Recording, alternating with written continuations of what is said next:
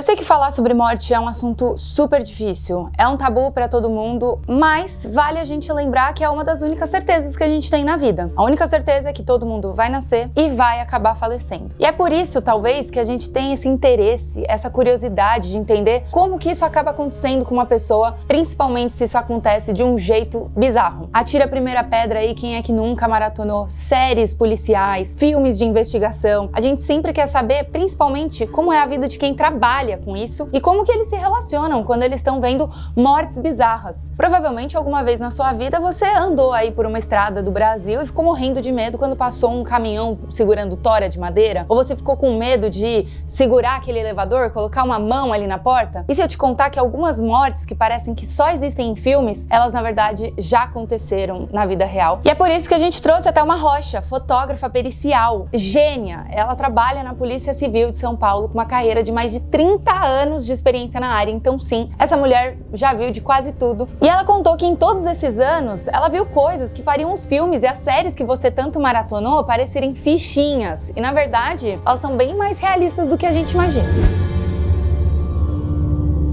Muito que bem, gente, agora a gente segue o nosso programa conversando com a Thelma, que trabalha como fotógrafa forense, né? Então fotógrafa técnico-pericial. É isso mesmo. E isso é muito legal, esse trabalho, porque eu imagino que o trabalho ali de perita, né, ele é bem segmentado, tem muitos trabalhos ali dentro. Tem. Como é o seu dia a dia, então, ali?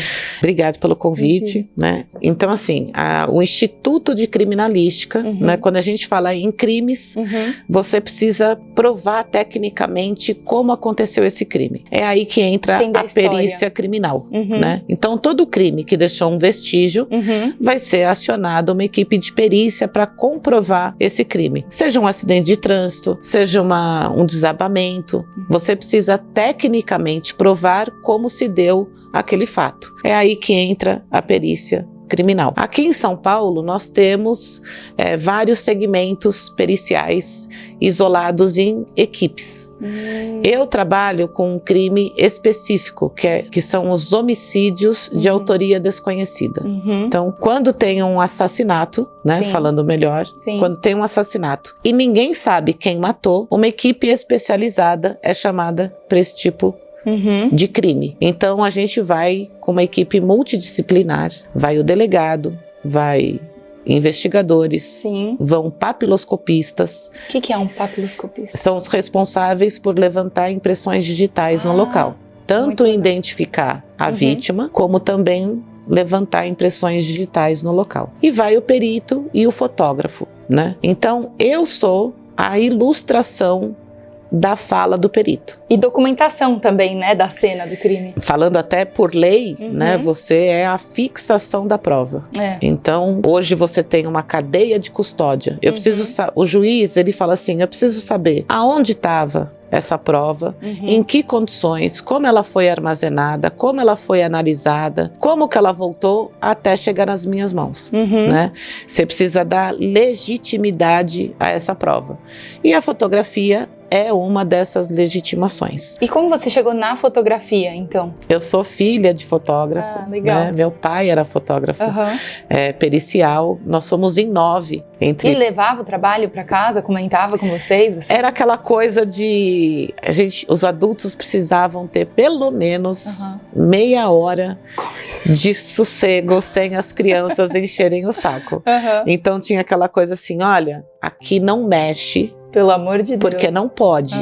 E era um envelope cheio de fotos de cena de crime, entendeu? Porque antigamente a foto era revelada. Essa foto, ela era colada num papel, né? Onde iria uma legenda feita pelo perito. Então muitos fotógrafos levavam isso para casa para poder colar essas fotos, fazer tudo, o relatório certinho. E meu pai levava essas fotos, então a gente, daí pronto, era pelo menos 40 minutos as crianças estáticas e os adultos podiam conversar, né? E aí eu me interesso através da profissão do meu pai. Minha prima também se interessou através da profissão do pai dela, né? Então, nós somos em 9 na parte de peritos e fotógrafos periciais. Meu Deus! E então você me explicou que o seu trabalho é ir nos casos de homicídio que você tem que investigar, né, ali dentro. É uma perícia investigativa. Como é o seu protocolo quando você chega numa cena que não conta a história por si só, assim, né? Ou quando você chega numa cena, na verdade, você já consegue entender, vou começar aqui porque dá pra entender que foi aqui que começou? Como que é isso? Você chegando na cena, ela é o que a gente chama de uma cena preservada. Algum agente da segurança pública já está lá esperando que a perícia chegue, então ele não pode mexer em nada, ele tem que isolar aquilo e que tudo esteja ali e permaneça ali até a nossa chegada. Geralmente, o fotógrafo é o primeiro a estar trabalhando para poder liberar essa equipe toda. O delegado ele precisa entrar na cena e entender o que está acontecendo, o perito também. Então, você vai mexer em alguma coisa, você vai abrir uma gaveta, você vai... Antes de fazer tudo isso, eu entro, fotografo tudo exatamente do jeito que está, né? E já vou conversando com o perito. Falo, doutor, já fiz tal coisa. E ele também, às vezes, vai determinar até o ângulo fotográfico. Porque a técnica é minha, mas a visão do que vai pro laudo é do perito. Super. Então, o que para mim tá muito bem fotografado aqui, ele fala, não, Thelma, eu quero que você fotografe um pouco mais para trás, que eu quero que você pegue tanto a janela como a porta. Sim. Então, é a visão dele. Então, essa conversa no local, ela tem que fluir muito bem. E, ao mesmo tempo, a gente está abastecendo o delegado com informações técnicas. Olha, doutor, nós temos aqui uma faca com sangue, agora nós vamos ver se o ferimento é compatível. Doutor, por mais que tenha uma faca com sangue, ele tomou um tiro, então tem mais alguém machucado. E vocês já vão criando algumas hipóteses ali mesmo. E né, ali então você vai criando uma dinâmica, uma possível dinâmica do que aconteceu. Então a gente fala que a gente entra no local com a criminalística. O que é criminalística? Thelma, eu quero ser perita. Sim. Que legal, você quer ser perito, tá bom. Você escuta bastante isso, eu imagino, muito, né? Sim. Eu quero ser perito, eu quero trabalhar com cena de crime e tal. Entenda que o perito da cena de crime, ele é fortalecido pelos laboratórios. A gente não caminha sem os resultados laboratoriais. Sim. Então, se eu tenho um projétil de arma de fogo, eu vou enviar para balística. Se eu tenho uma fibra na blusa da pessoa que não condiz com a veste dela, eu vou levar isso para física. Se eu tenho a identificação de um fluido corporal, seja saliva, seja suor, seja esperma, seja sangue, eu vou levar para o laboratório de DNA. Então, você primeiro entra com a criminalística. O que eu vou coletar e para onde eu vou mandar. É muito legal, porque dá pra ver que são muitas pessoas juntas, é bem que nem uma orquestra, é bem que nem fazer um filme, assim, né? Que você tem que juntar muitas pessoas para todo mundo encontrar aquela resposta juntos. Aí, feito a criminalística, você vai partir um pouco para criminologia. E aí a criminologia entra também a vitimologia. Eu preciso entender que crime está acontecendo. Eu preciso entender a história desse crime. Eu preciso entender quem é essa vítima para possivelmente buscar o autor. Sim. É um feminicídio? Sim. Estamos indo atrás do companheiro atual ou ex-companheiro dessa mulher. É um infanticídio? Então, peraí, alguém deu à luz e matou esse bebê. É um latrocínio? É um dos piores crimes para investigar o latrocínio. Por quê? Porque não tem relação eu e você. Nenhuma relação. Eu saí para te assaltar a qualquer preço, inclusive te matar por causa disso. Você tá no bairro que você não mora, você tá só de passagem num bairro e eu tô na caça. Eu também não sou daquele bairro, então ninguém me conhece, ninguém te conhece. É o crime mais difícil de você começar a investigar o latrocínio. Quando você sai da sua casa para ir trabalhar, você já tem noção de qual vai ser o caso do dia? Ou você primeiro vai para um lugar e depois você... Não.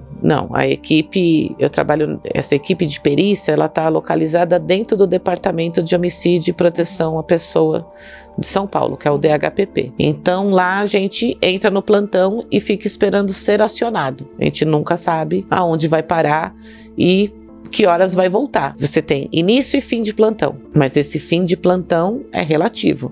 Faltando meia hora para terminar seu plantão, cai uma ocorrência, você vai. E aí você não sabe que horas você volta. E em 30 anos já de carreira, né, que você tem, 31. porque não parece, mas você tem. 31. Eu sinto que você já viu quase de tudo. Você lembra um lugar do crime, assim, que te marcou muito, que foi muito fora dos padrões? Eu não lembro de rostos de vítima, a não ser da minha primeira vítima. A primeira vítima, primeiro sutiã, ninguém esquece. A primeira vítima, eu lembro do rosto dela até hoje, lembro de todos os detalhes. Os locais, eu só lembro se o perito vem e fala assim pra mim: Thelma, lembra aquele local que nós fizemos? E conta um detalhe.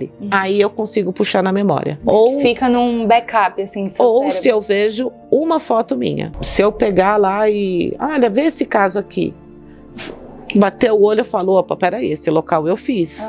Essa foto fui eu que fiz. Agora, lembrar dos locais só por lembrar é um exercício que meu pai me ensinou desde quando eu entrei. Ele falou: você tem que saber desligar. Olha. Porque senão você vai fazer da sua vida um eterno velório. E tem que ser o seu trabalho também, né, aquilo. Tem hora que você não consegue tirar a realidade, o profissional do seu pessoal, né? Então, dentro disso tudo, você não sabe aonde você vai parar, que horas você vai voltar, quantas ocorrências você vai fazer, você não sabe. Então, é sempre uma caixinha de surpresa. Você lembra de um desses casos que fica com você, que você não conseguiu, assim, separar o pessoal do profissional? Não, tem casos que marcam, né? Eles são marcantes e às vezes não é o tamanho do ferimento, mas é que tipo de ferimento. Então, se eu pegar um feminicídio e eu ver a mulher com a unha quebrada na carne, não, nossa, Thelma, sério mesmo você tá falando? Não, é que eu fico imaginando em que momento ela quebrou essa unha na carne, que é uma defesa. Então, vira um filminho na minha cabeça e você fala assim, ao ponto dela ter quebrado 2 unhas na carne, que tá sangrando, ela se agarrou a isso. Isso me choca mais do que eu pegar uma pessoa com 30 tiros. Sim. E tem os casos, eu imagino, que são também desafiadores pela perícia, né? Talvez pela tecnologia que vocês vão usar, testar alguma tecnologia nova, assim. Sempre que chegam novos equipamentos, a gente parece criança. A gente fica, vamos usar. Pode pegar, né? Então sempre tem. Em 30 anos de carreira, você passou por muitas mudanças. Imagina, né? Tinha máquina de filme. Por exemplo, isso, a gente estava comentando antes, né? Sobre as máquinas digitais. Tipo, acho que teve uma desconfiança, né? Em trabalhar com elas. Desconfiança, porque você falava assim, máquina digital, agora você vai conseguir manipular a imagem. Né? Sim. Tipo, não seria uma prova tão segura, assim, aí né? Novamente vem toda uma cadeia de custódia, todo um protocolo que você tem que obedecer. Então, eu não posso estar na cena de crime, né, no local, e sem querer eu fotografo um gatinho, só porque eu achei bonitinho, eu falo, vou apagar. Eu não posso apagar essa foto. Olha, tipo assim, tem essa... O perito escorregou no local e assim, né? Tudo bem, a gente também precisa ter o nosso momento de descontração. Então eu vou fotografar o perito caído, né? Porque a gente vai ter ali o nosso momento interno. Mas eu não posso apagar essa foto. É porque tem a ordem das fotos, né? A foto 1, 3, 5. Então essa ordem, e ela não foi apagada, te dá lisura ao arquivo. Perfeito. Você fala, não foi apagado. Segundo, muitas vezes, eu tiro 200 fotos no local. Não necessariamente o perito vai usar todas as fotos. Ele vai usar a sequência fotográfica que lhe convém para a narrativa do laudo. Ok. Muitas vezes o juiz manda uma cota para nós. Ele fala, eu quero que seja entregue todas as fotos confeccionadas e não apenas as que estão no laudo. Caramba, ele quer ter a figura completa e não só a narrativa do laudo. E ele quer entender também se alguma coisa foi suprimida. Você entendeu? E aí você tem, então, um protocolo de... Você chega na base, descarrega essas fotos numa pasta onde vai ter um backup. Você entrega para o perito no mesmo dia. Você faz o seu backup pessoal e depois pela chefia recolhido essas fotos, analisada que não está faltando nenhuma, né? Porque se tiver faltando alguma, eu também vou questionar o fotógrafo, por que está faltando. Então ele já sabe que não pode, e aí você armazena isso de uma forma que até o fim do processo essas fotos ainda estão lá. Eu sinto que é tudo muito estimulante, talvez é por isso que muitas pessoas que assistem filmes e séries veem o trabalho ali da perícia e ficam muito interessadas em saber como é o dia a dia, principalmente aqui no Brasil, né? E que, pelo que você tá me explicando, é muito parecido também com as séries americanas, mas também com as novas séries brasileiras e filmes que mostram. Que é o que você perguntou a respeito de tecnologia. Então, eu entrei numa era onde você usava peróxido de hidrogênio para ver se era sangue. Sabe o que é peróxido de hidrogênio? Água oxigenada. É que é um nome bonitinho para falar, não é bonito? Então, você usava água oxigenada para ter um indicativo se podia ser sangue ou não aquela mancha. Hoje, você tem um teste prático, rápido, em segundos, que te fala se é sangue e necessariamente humano. Olha a evolução, né? Você coletar 500 manchas num local e o laboratório falar, esse não é sangue, esse não é sangue. Então você também está causando um prejuízo, né, de verba para o Estado. Sim. Você não, você mais eficiente. Você tem um teste rápido, né? E você vai lá e fala assim, isso daqui é sangue, então eu vou coletar, então eu vou levar para ver se tem DNA. E a tecnologia tem o outro lado também agora, por exemplo, com a inteligência artificial. Como que vocês lidam com isso ali dentro? Estamos aprendendo. Do mesmo jeito que você tem laboratórios de DNA, de balística, você tem laboratórios de documentoscopia e áudio, né? Então são pessoas o laboratório de informática, são pessoas que vão analisar extração de dados do celular, vídeos, né? São profissionais que vão trabalhar com esse tipo de perícia. Eu acredito que lá, né, TI, os caras são tão bons quanto os que estão aqui na rua. Então, eu não trabalho diretamente com eles, então, né, não sei como eles trabalham, mas eu sei que eles lá já têm ferramentas de identificação do que é IA, como vários lugares se defender. Como vários lugares já têm. Mas eu tenho os meus receios de você manipular uma imagem de um sistema de segurança, manipular ela muito bem, filmar essa imagem. E aí vira um arquivo completamente válido. Ele não é corrompido, ele é original, então eu tenho meus receios ainda com a IA, mas estamos caminhando, né? E ainda falando em tecnologia, hoje você tem como perpetuar a cena de crime com escaneamento 3D. Então você chega na cena de crime, caramba, você escaneia ele inteirinho e depois você faz. Então muitos crimes precisam ter uma reconstituição, que na verdade a gente fala reconstituição, mas ela chama reprodução simulada dos fatos. Então você tem a testemunha, um sobrevivente ou até o autor com depoimentos conflitantes. Eu preciso saber quem está mentindo, eu preciso ver você atuando na cena de crime como estava, para entender quem está mentindo.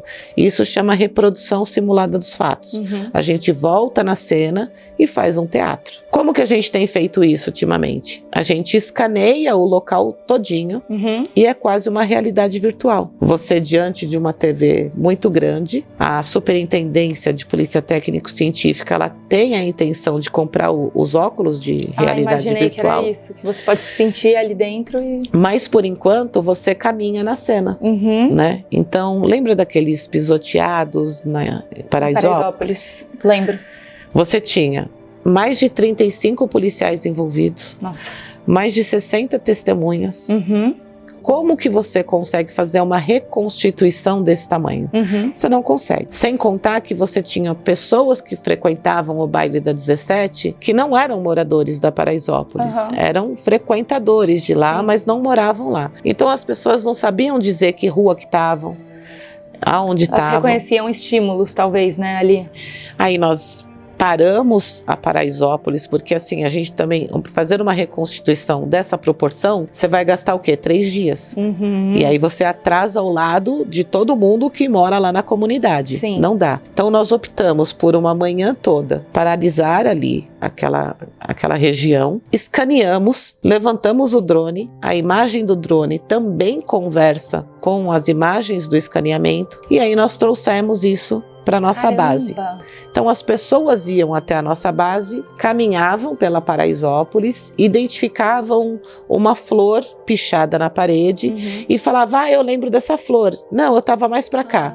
E a gente, então volta. Vocês transferiram a cena Isso mesmo. do caso. Que E aí doideira. você vai colocando um avatar para cada depoente, né? E depois você monta uma realidade virtual só com essa dinâmica por onde eles correram, aonde eles entraram, da onde veio a polícia, da onde veio a maior quantidade de frequentadores. Isso você está me contando casos que vocês conseguiram solucionar, né? De certa forma, usar a tecnologia a favor de vocês. Tem casos que te marcam porque eles ficaram em aberto, por exemplo? Sim. Porque você lembra de algum assim que a história não fazia sentido nenhum? Tem um caso, eu não trabalhei diretamente no caso, mas eu trabalhei em exames periciais complementares desse caso, né? Então, é uma menina, a Larissa, ela foi morta em frações de minutos. A mãe deixa ela tomando banho, vai até o mercado comprar o lanche para ela, que era no mesmo quarteirão, e quando volta, a filha está quase decapitada.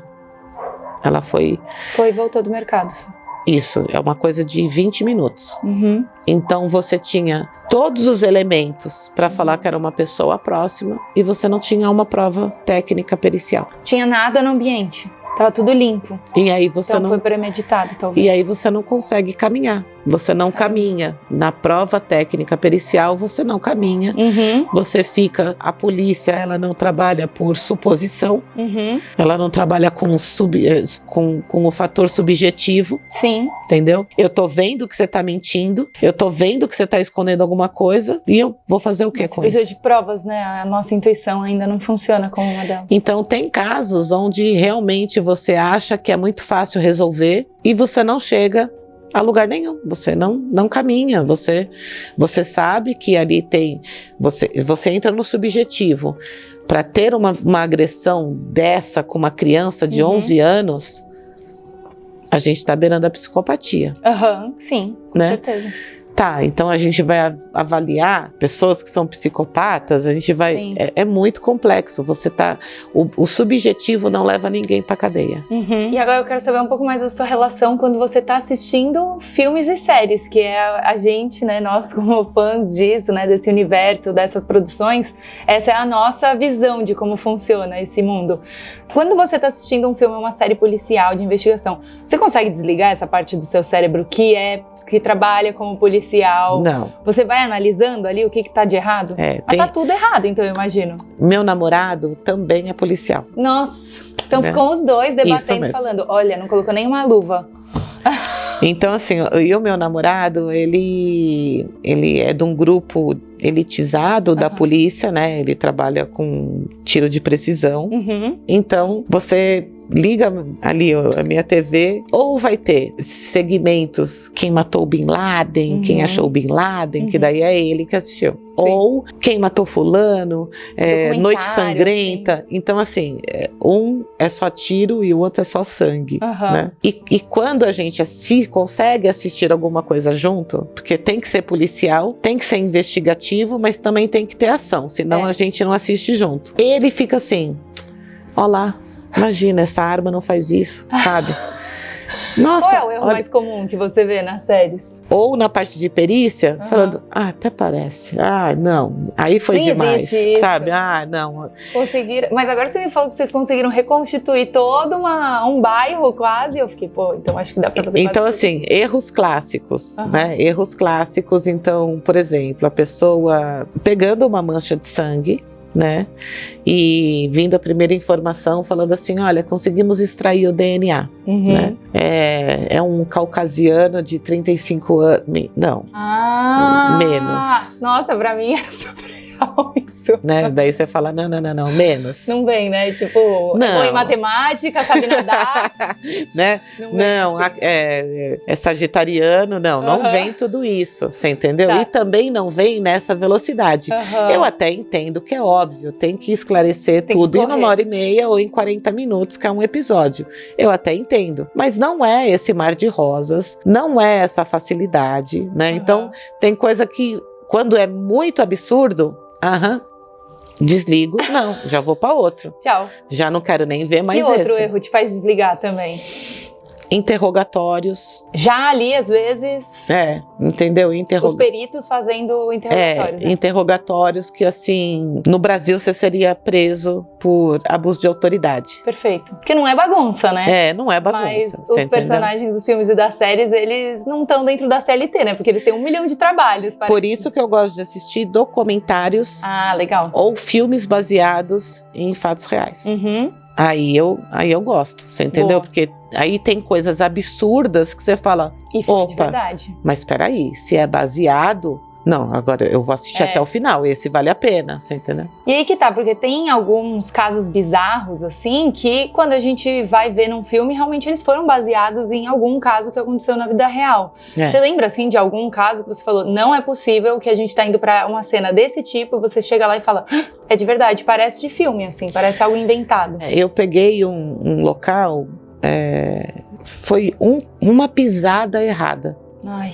Era um menino de 14 anos, mais ou menos, e ele empinando pipa, né, num terreno que estava com obra. Então, entre um pedaço da obra e outro, tinha uma madeirite. Uhum. O primeiro amigo passa, essa madeira já dá e ainda avisam ele, fala, não vem.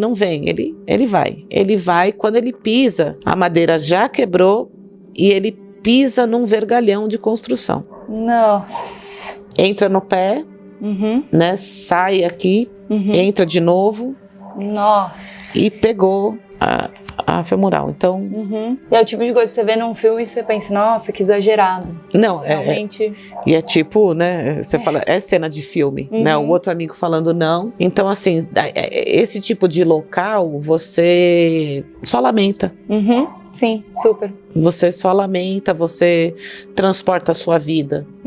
Você fala, caraca, meus filhos... Eu já brinquei em terreno baldio. Sim, né? Você lembra disso. Meus filhos... Daí você já liga pros...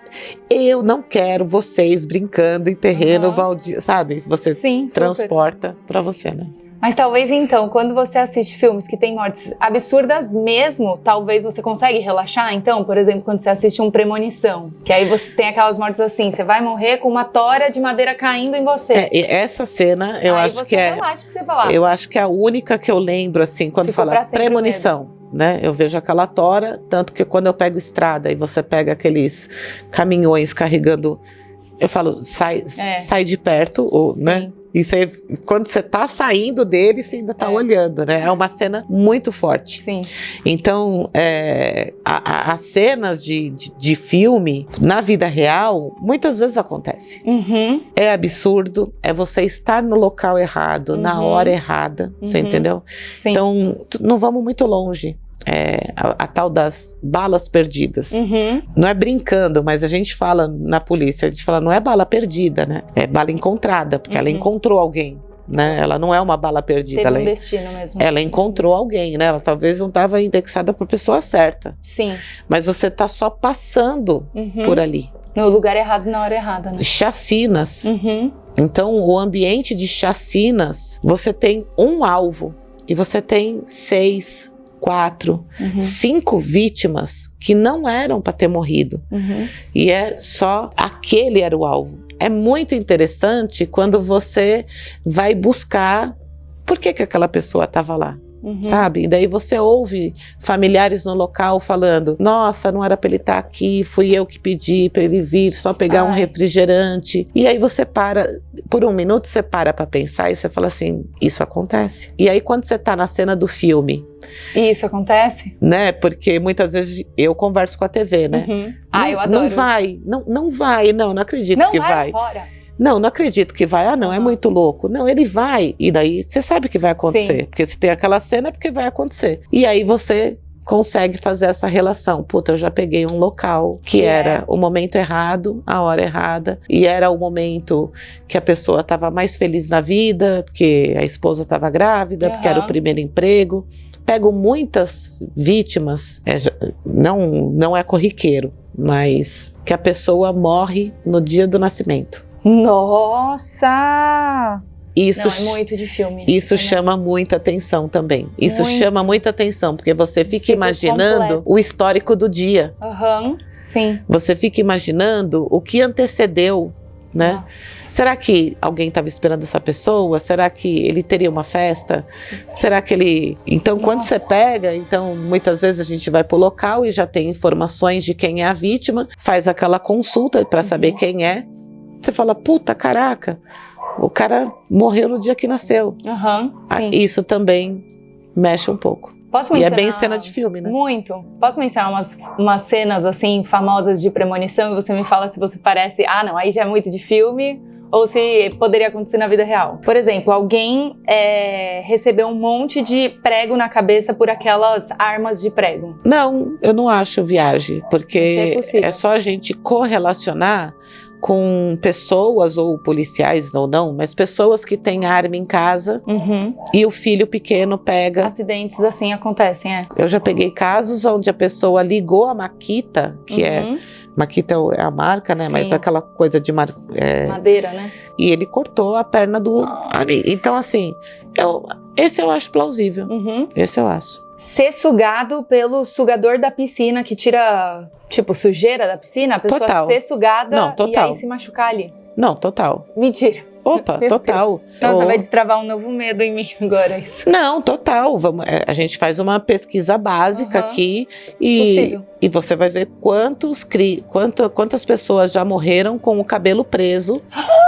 Pior ainda, você piorou muito mais a situação. Nas piscinas eu acho que vira e mexe, pelo menos uns 5 por ano acontece. Agora, chuveiro elétrico. Morrer por um choque no chuveiro elétrico. Aí eu acho... Aí a gente... Não. Isso daí faz parte do Brasil. Ninguém mexe com o nosso chuveiro elétrico. Não, eu não acho. Eu também nunca vi. Por mais que, tipo assim... Tomar um choquinho... Passa na minha cabeça quando eu tô ali tomando um banho. Eu falo, ainda mais tomar um choquinho do... Puta, eu abri e tomei um choquinho. Beleza, mas não. Só porque eu abri o chuveiro e tava caindo uma gota só nesse frio? Não, desencana. Não, esse não. Agora, morrer queimado numa cama de bronzeamento artificial. Um curto-circuito ali? Não, a gente tem fé também no bronzeamento artificial. Não, esse eu acho que porque assim, seria muita porquice também da pessoa, né, com tudo. Mas uma morte que acontecia muito, agora melhorou, essa coisa de calefação e tal. Mas antes você pegava um número muito grande de casais mortos em motéis. Nossa! Na hidromassagem. E por vazamento de gás. Nossa, vazamento de gás? E aí o que isso tem a ver? Tipo, eles desmaiavam? Isso. E aí morriam afogados, então? Não, intoxicado, né? É que nem o monóxido de carbono, pessoas que... De garagem fechada, isso mesmo. Assim. Caramba, nossa. E a última clássica é... morrer numa escada rolante triturada. Não. Não, gente, não. Não. Mesmo com o cadarço desamarrado, que é um medo que todo mundo tem também. Tá bom, mas você... Mas assim, perde o tênis só. Não, isso, você perde o tênis, vai tomar umas escoriações, entendeu? Um arranhão vai ficar rolando ali, mas não. Não, esse não. Tá, eu saí médio, tranquila e muito preocupada, eu acho, dessa conversa. Hoje você vai tomar banho, vai andar de escada rolante? Não, elevador eu não entro hoje, carro que eu não quero entrar hoje. Elevador? Também. Elevador, de você colocar a cabeça pra fora e a porta fechar em você, não? Não, mas não. Nunca, não, você acha que não... Não, peraí. Peraí. Abriu a porta. Abriu. Aí alguém fala, Valentina, aí eu, oi, uf. É um medo? É um medo? Valentina. Você acha, não dá? Não, você pode falar oi. Você não precisa fazer oi. Então tá, você entendeu? E hoje tem sensores, funciona. Mas quer dizer, eu não confio os sempre, mais novos. Tá bom, vai, tudo bem. Mas é isso, gente. Com essa, manda aqui embaixo depois se você tem mais perguntas pra Thelma. Não esquece também de seguir ela lá no Instagram dela, nas redes sociais dela, porque ela mostra bastante o dia a dia, né, do seu trabalho, os bastidores e como funciona no Brasil. Que não é glamour. Não. Né? O pessoal acha que é se assai, que é glamour. Não, que não são muitas horas de trabalho, câmera gigante, né? Você usa uma câmera zona, assim, pra trabalhar. E eu acho que a palavra-chave é comprometimento. Ou você tem comprometimento com o que você tá fazendo, ou você não vai ser um bom profissional na área pericial. Eu sinto que tem um chamado, assim, pra você trabalhar com isso. E é muito legal que o seu veio um pouco de família também. É outro filme, O Chamado. Horrível. E é isso, obrigada, Thelma, valeu Obrigada mesmo. a você. Obrigada de novo por ter vindo aqui com a gente fazer esse papo hoje, eu amei você. Obrigada. Muito que bem, gente, essa foi a nossa conversa com a Thelma, essa mulher maravilhosa. Eu acho que, assim, ela tem muita história incrível, ela realmente já viveu de tudo nessa vida, e o que eu acho mais legal é que a carreira dela também tá muito envolvida com a família dela, né, com o lance de que o pai dela, que era também fotógrafo pericial antes dela, então é muito bonito, assim, ver como ela tem construído essa carreira, e o mais importante de tudo, é muito legal ver como a Thelma, ela ama falar sobre assunto pra deixar a gente mais próximo do trabalho da polícia, né, porque é um trabalho muito científico, muito interpretativo, de detetive mesmo, então é muito legal, e eu espero que vocês tenham gostado desse nosso primeiro episódio do Cine. A gente tá fazendo agora esse nosso programa no qual a gente vai trazer alguns especialistas pra falar sobre alguns assuntos que tocam os filmes que vocês acabaram de assistir, e é isso aí, a gente se vê na próxima. Não se esquece também de se inscrever aqui no canal, já curtir esse vídeo se você gostou, e conta também o que você achou das histórias da Thelma, pelo amor de Deus, porque eu não sei se eu vou conseguir dormir hoje à noite. Então é isso, gente, a gente se vê na próxima. Tchau! E aí, gostou do vídeo? Então se inscreva no Warner Play clicando aqui, e a gente deixou outras 2 sugestões de vídeo pra você.